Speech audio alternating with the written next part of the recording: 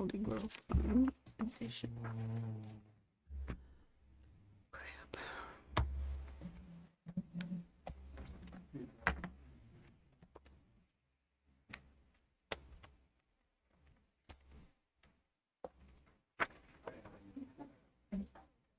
But you can't wait till you're senior and you can do all that stuff, right?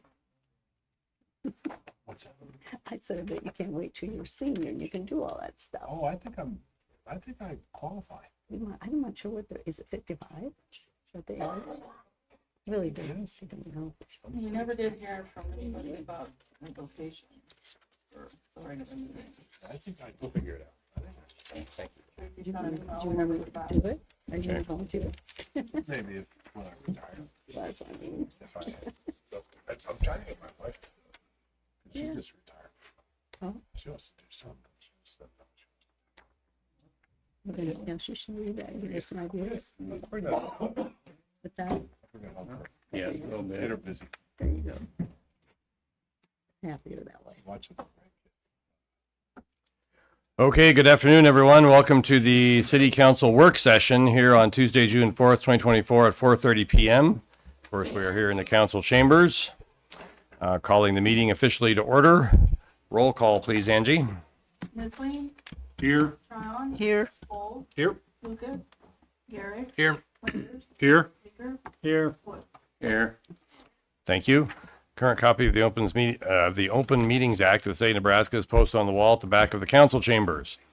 This is a work session where we will be going through the audit for last year. It's a great deal of work for all of our staff as well as the auditing company, and we have Marcy with us remotely. Hello, Marcy. How you doing? Good, thank you. Good, thank you. Okay, we can hear you. That's good. You can hear us. Yes. All right. Thank you. It is 4:31 here. We'll get started in just a moment. I just want to let you know, I know usually you're done well inside of an hour, but at 5:25, I will cut you off because we need a little break before we start our city council meeting at 5:30. So go accordingly. No formal vote or action will be taken at this meeting. I repeat, no formal vote or action will be taken at this meeting. We're simply going through the audit. So the only item on our agenda today is presentation by Marcy. Is it Luth or Luth? All right. Well, thank you. I am Okay. going to share my screen and go through a couple of things today as we present the audit. And the first thing, or the thing that I want to focus on primarily, is a 12 ratio spreadsheet that really compares you guys basically to your past 5-year history, as well as comparing you to other cities that are comparable size across the state of Nebraska. We found this benchmarking spreadsheet just a nice, consistent way to look at your financial results over the years and really help you guys see, have you made steps forward or have you slid a little bit in certain areas? And so we'll kind of talk through that and explain that as we go.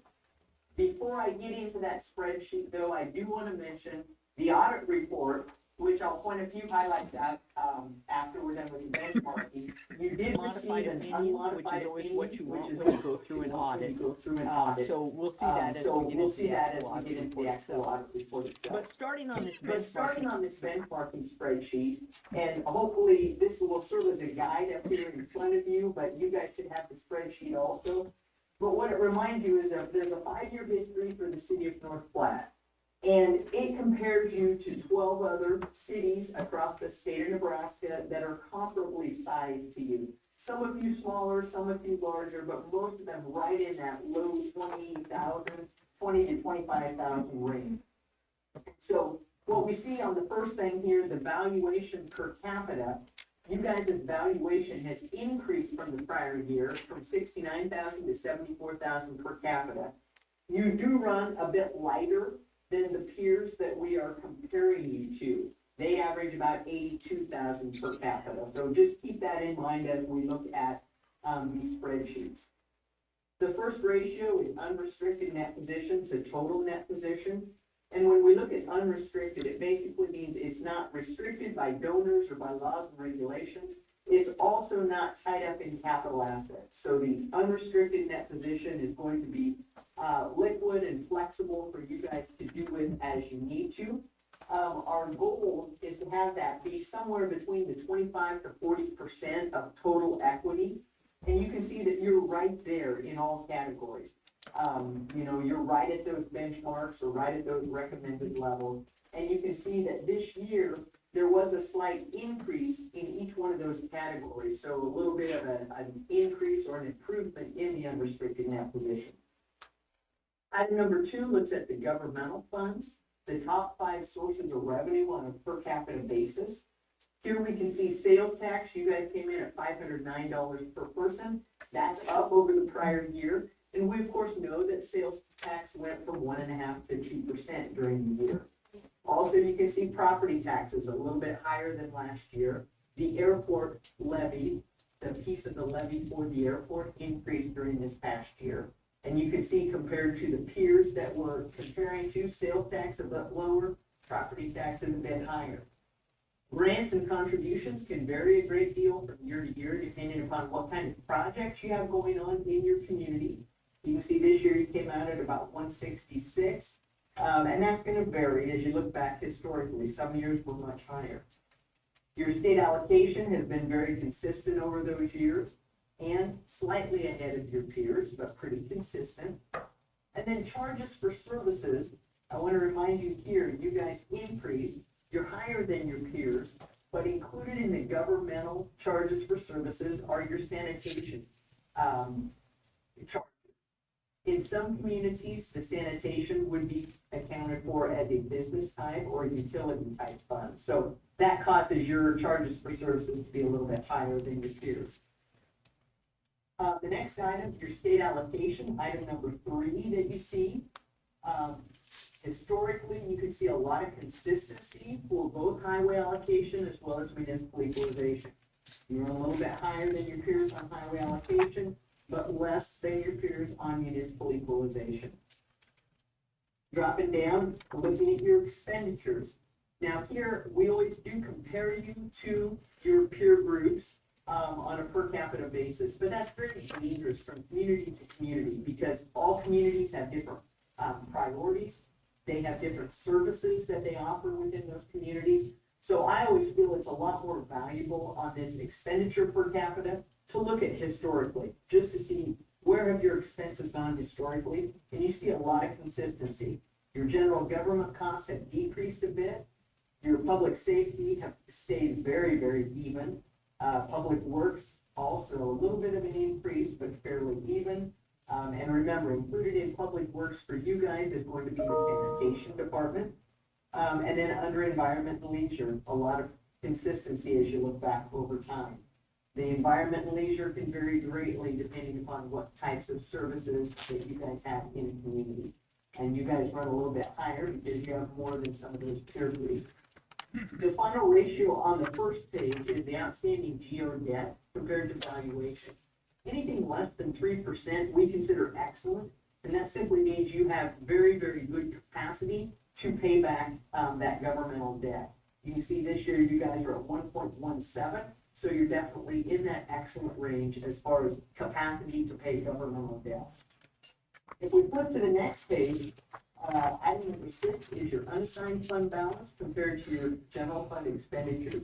And here, we'd like to see that be at least 25%.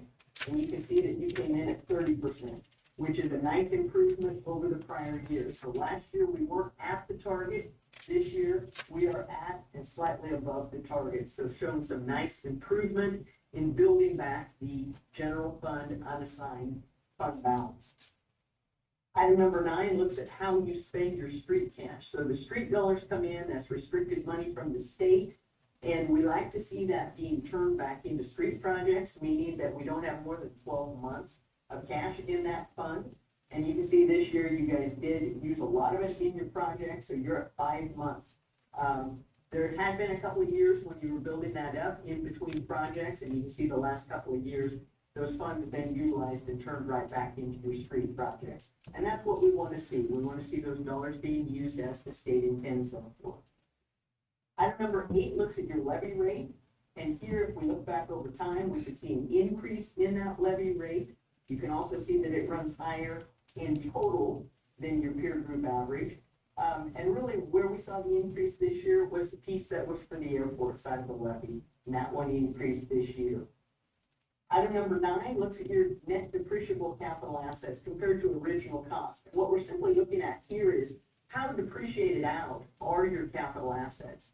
If we fall below about 35%, it indicates to us that there's probably going to be a large cash flow need in the near future in order to replenish and replace some of those capital assets. And you can see we've been declining on the governmental side, and you're a little bit below that 35%. So that tells us there's going to be some cash needs to replace some of those capital assets in the near term. You see your utility funds, yep, they're decreasing a bit each year, but they are ahead of that 35% mark. So got a little bit more life probably in the utilities than what we do on the governmental side of things. Item number 10, we're looking at operating income for your utility funds. So just as a general rule of thumb, we like to look at a 15% operating margin in order to build and maintain those cash reserves. So when we do have those costly capital replacements or repairs in the utility system, we've got the dollars there to be able to service that. And you can see the electric has been very consistent over time. It's been right in that 7% range, which is about half of that 15% target that we just have set in working with cities. You can see the water and the sewer fund are right there at that 15%. The internal service fund for your health insurance side of things, that can vary from year to year depending upon what you have for claims. A lot of times that some years we have positives and some years negatives. This was a year where the claims outpaced the insurance premiums that were charged back to the departments and the employees. Item number 11 looks at your utility debt service coverage. We like to see that ratio be above 1.5 in order to know that we've got adequate dollars to be able to service the debt. And you can see for both water and sewer that have the outstanding debt issues, you guys had the capacity, you were in excess of that 1.5. And then finally on this spreadsheet, we look at recommended cash reserves. We've come up with this formula in working with cities through the years, and it basically looks at what you guys have for operating expenses, as well as based on the item number 9 up above, how depreciated out your capital assets are and what that might mean as far as replacement costs. And we arrive at that recommended number. So that's where the 12.2 million came from for recommended cash reserves for the general fund.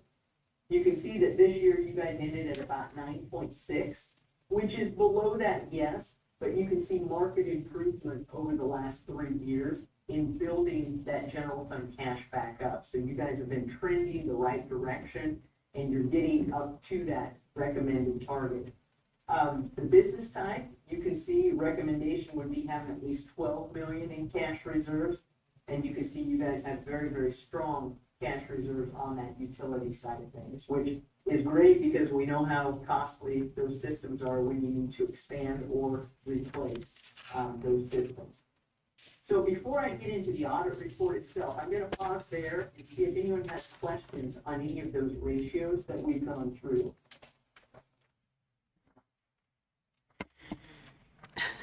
Doesn't look like it. Oh, sorry. Go ahead, Ed. Thank you, Mr. Mayor. Excuse me, on number 2. Hey, Ed, do you want to turn your mic on there, please?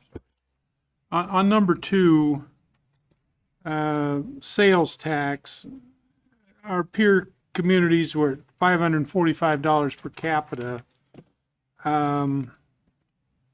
Did they have the same tax rate as we did? They vary. Some of them are at 2, some of them are at 1.5. So a little bit of that can cause variance due to the tax rate and the amount of the year that was at the 2%.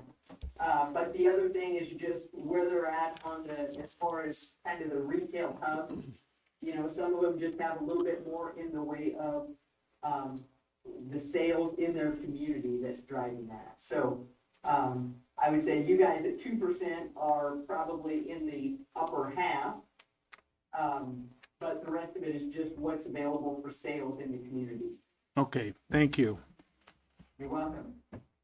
And And the other thing I did want to point out, you guys have probably noticed there are page numbers referenced here, and those tie back into the audit report if you're curious about where some of this information would be coming from. So that might be useful if you care to look back at any of that later. From here, if it's okay with you guys, I'm gonna jump into the audit report itself and just point a couple of highlights out as we go. First of all, the audit opinion, and I mentioned earlier on page 2, but you can see here under the opinion page, you guys did receive an unmodified opinion, and that's always our goal when we go through the audit. After the audit opinion, the next several pages are what we call the management discussion and analysis.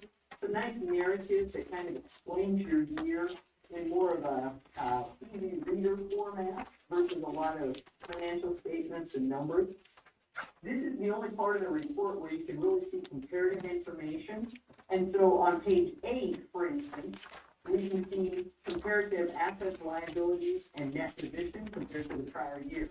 What we see is your assets increased, your liabilities also increased a bit, not quite the same pace that the assets, and your net position or equity increased. So assets and net position increased and outpaced the increase in liabilities. So I would say that's trending well. The next page, we get into governmental revenues and expenses. And here we can see total program expenses for your governmentals broken down by function came in at 37.9. That's up about 2.3 million over the prior year. You can see the increases are going to be primarily in that public safety category. We saw some increases there, and sometimes capital can drive that a bit as well. Under revenue for the governmental, you guys came in at 43 million compared to just shy of 38 million the year before. The larger increases, your charges for services were up, your property taxes were up, and then of course sales tax we've already mentioned, but that increased about 2.1 million over the prior year. And then transfers from utility funds were also up over the prior year. On the utility side of things, you can see your expenses came in about 1.2 million higher than last year, and your revenues came in about 1.3 million higher than last year. So revenues and expenses both increased pretty consistent basis. From here, I'm going to jump ahead a couple of pages and direct you to the bottom of page 11.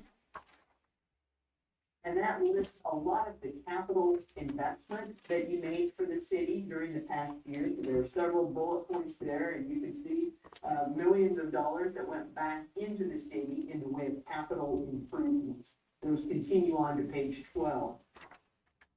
And on page 12, we can see then your capital assets net of depreciation. You see for the governmental, you actually increased nicely. And remember, the governmentals where we said, hey, they're starting to get depreciated, so that investment, you're already starting to put the dollars back into the governmental side.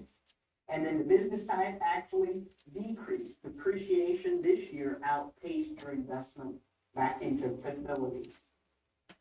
You can see the debt at the bottom of the page came in at 26.6 million compared to 29.almost 2 million a year ago.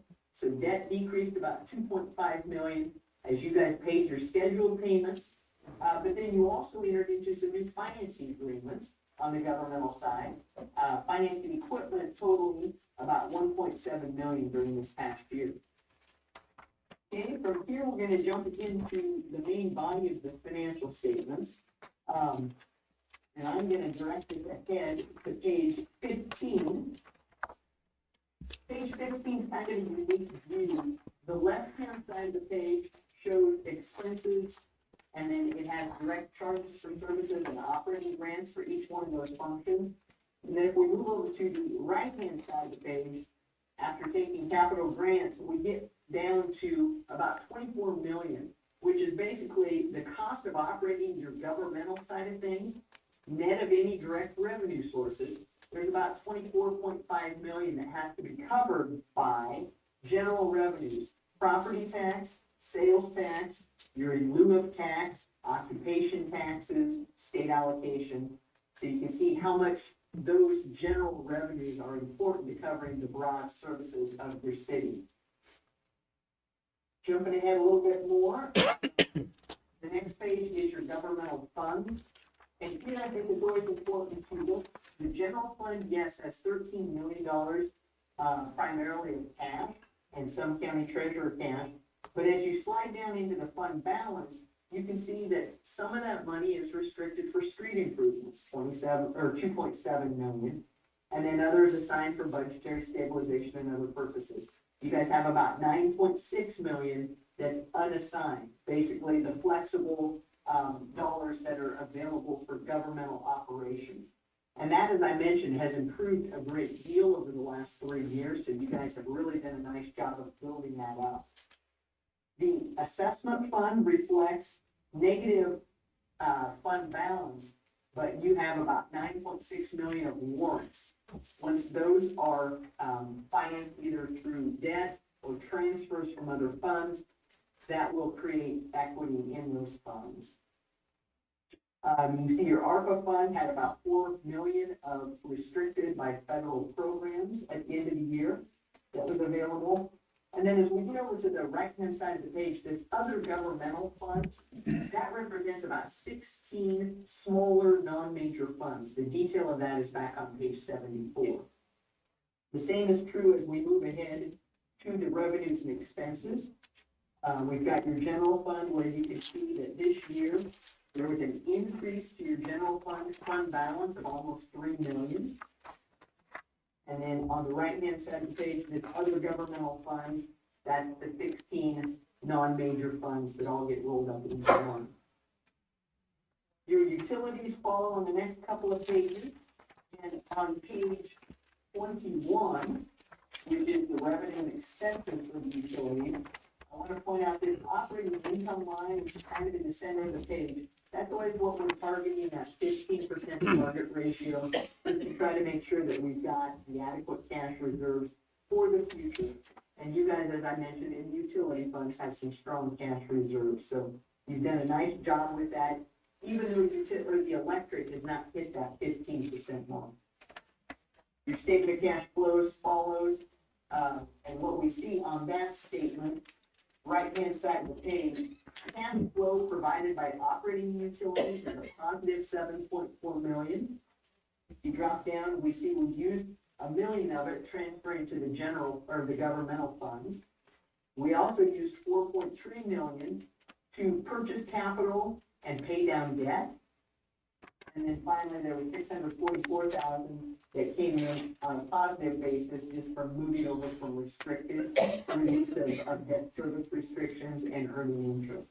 And so overall, the utility cash increased about 2.7 million this year. From here, we're going to take a very big jump back into the footnotes. And I'm going to direct you to page 44.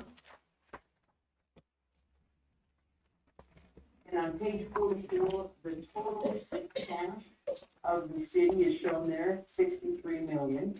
And we can see on the next page how that's broken down between unrestricted and restricted, as well as your fiduciary or pension funds.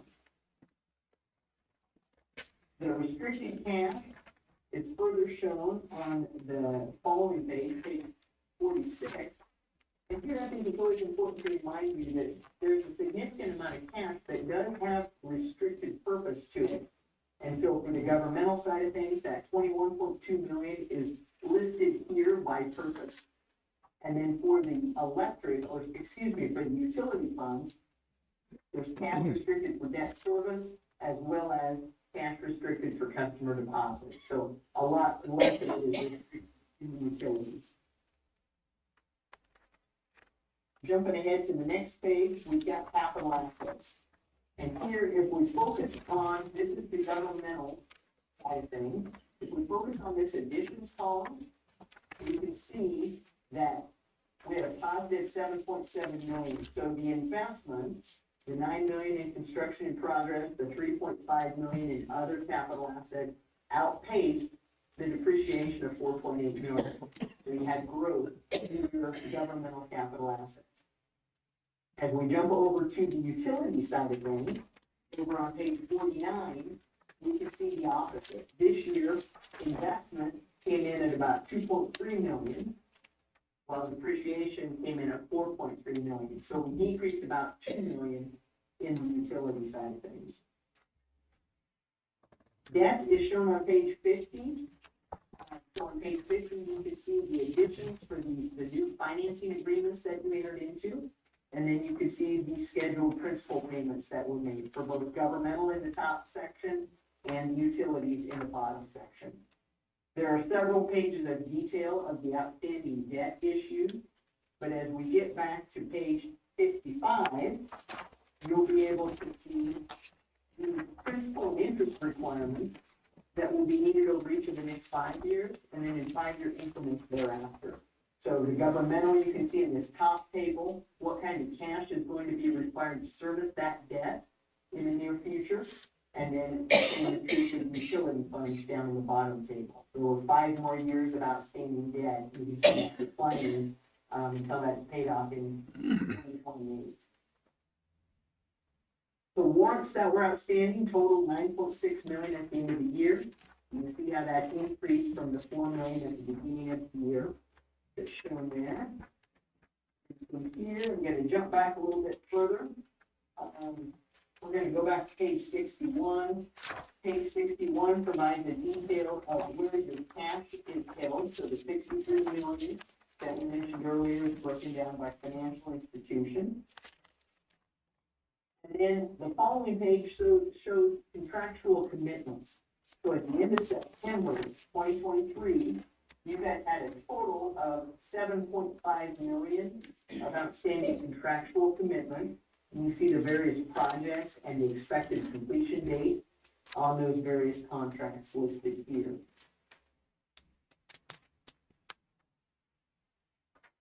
Jump back a couple more pages. We've got your notes receivable listed on pages 67 and 68. The outstanding economic development type debt. And over on page 61, we got your various TIP proceeds. So you guys have several TIP projects, and this lists the proceeds that came in under those projects, and then were paid back out to the developer during this fiscal year. And then several contracts have been approved subsequent to year end, so any of those larger ones are just mentioned in the B9 there. The next several pages, we've got budget versus actual. On page 74 are those smaller funds that I mentioned that kind of roll up into the one non-major presentation. Same thing on page 75 for the revenues and expenses. And then finally on page 76, we have your levy history. So you can see basically there what has happened with that levy over time for the various schemes that are listed there. And then finally, the last couple of pages are the internal control and compliance report. As a governmental entity, we always do present that information. And I always remind you guys that as a council, it's important that you remember as you're reviewing claims or reviewing financials, to ask any questions that come up, because it does help with the segregation of duties. You do, even though you're a sizable city, there are still limited number of people that handle things.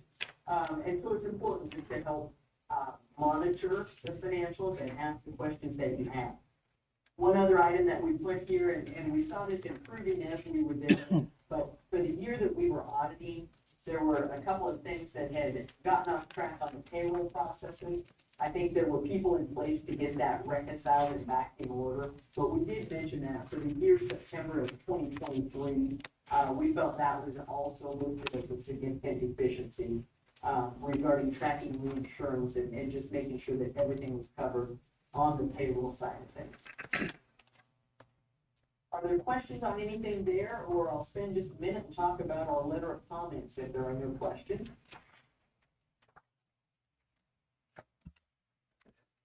Not seeing any questions.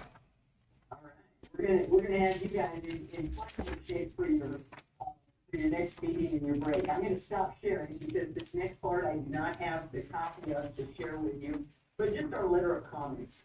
As auditors, we have some certain things that we have required communication back to you guys as council. And I wanted to just review that letter with you. The first page normally talks about accounting policies.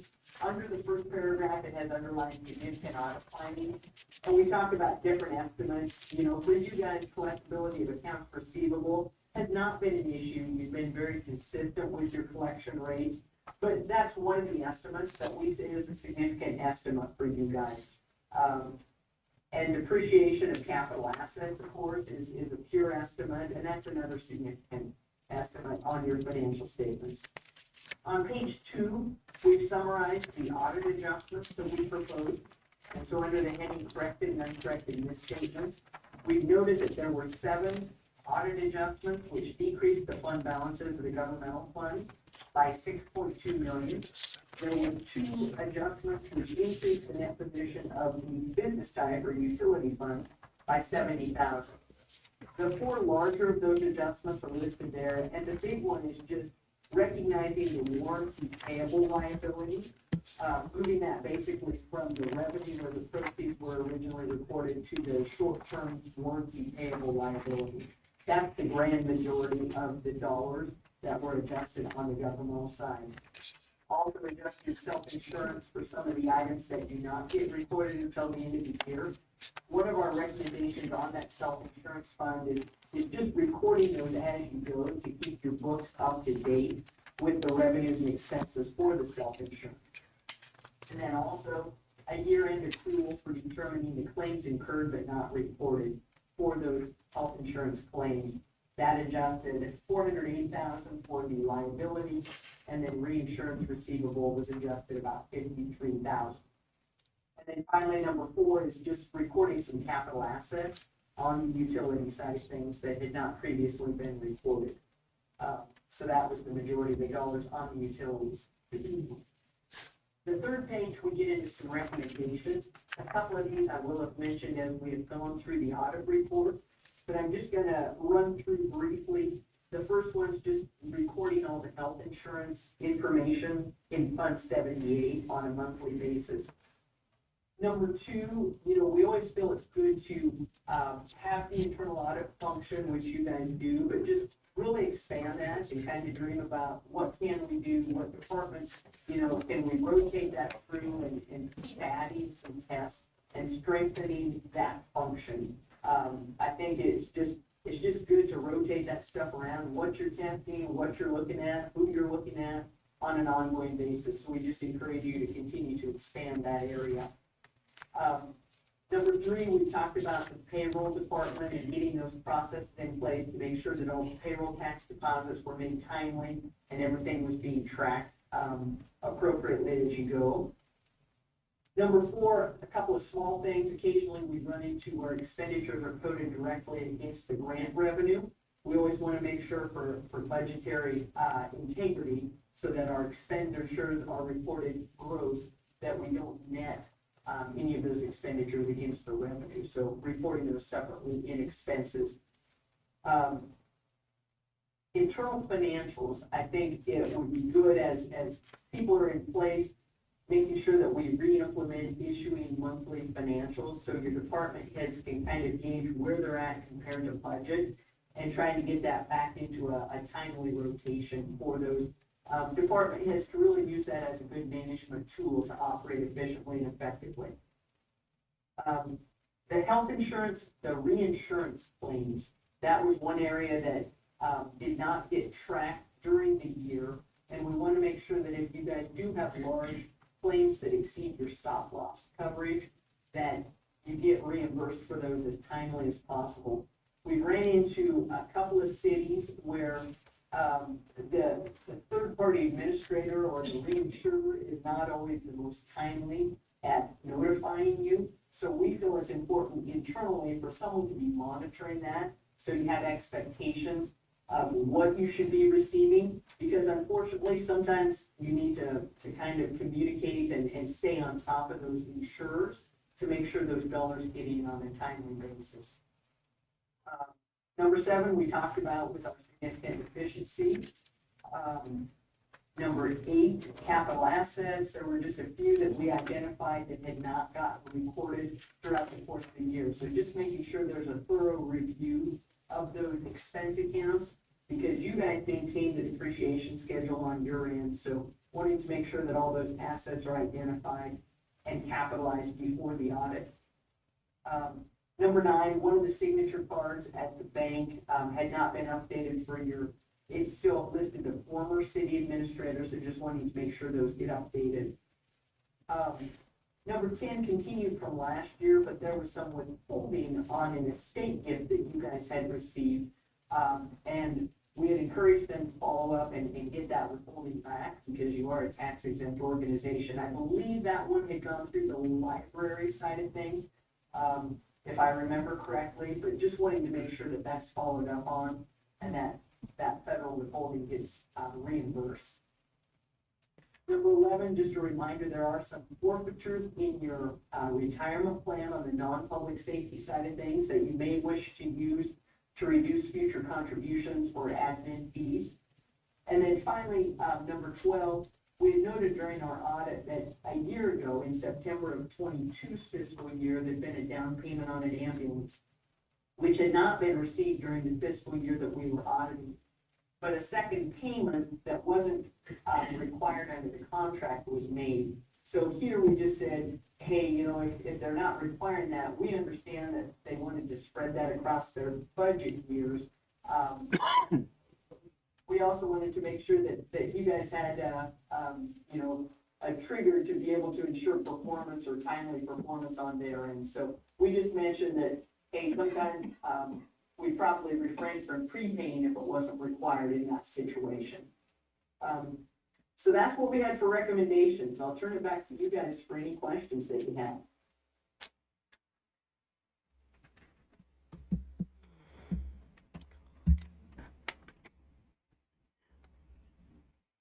I'm getting some glass glazed over eyes here on this end, but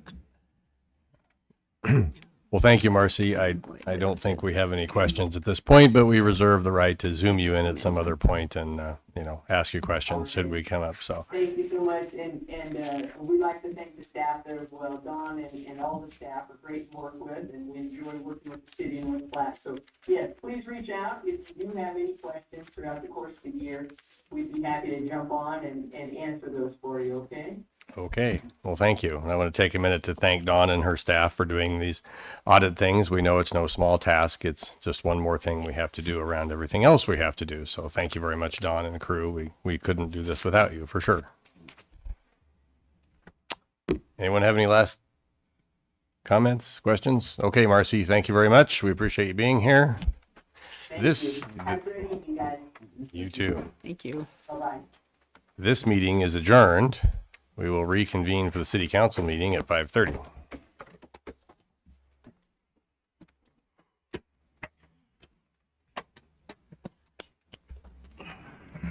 Time to go to the hub.